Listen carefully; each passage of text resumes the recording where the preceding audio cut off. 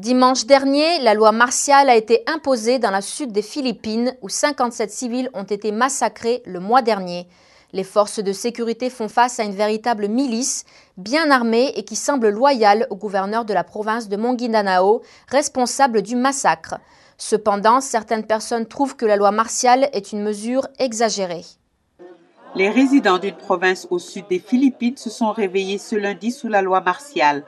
Au moins 57 personnes ont été tuées dans le massacre ici, à Maguindanao, le mois dernier. Les forces de sécurité philippines ont déclaré qu'elles pourchassaient environ 2400 hommes armés fidèles au clan des Ampatuan, dont les membres ont été impliqués dans les tueries reliées aux élections. Les troupes ont confisqué un arsenal d'environ 900 armes à feu, notamment des armes de forte puissance, des mortiers fusils-mitrailleurs, 430 000 cartouches de munitions et 3 armes anti-chars après que des raids aient été faits sur plusieurs propriétés privées de la famille des Ampatuan. La famille qui règne à Maguindanao depuis près d'une décennie est en majorité musulmane.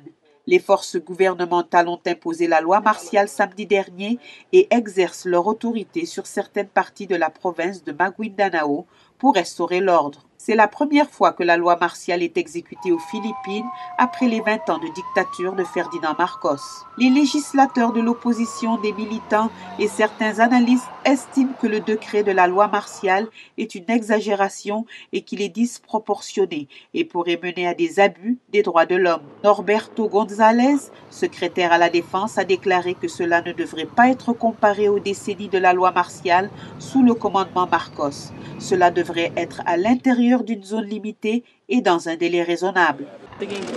Je pense que les commanditaires de ces meurtres seront bientôt capturés, donc nous n'avons pas besoin de cette loi martiale pour très longtemps. Le secrétaire à la justice du pays précise que des enquêtes sur le massacre sont en cours.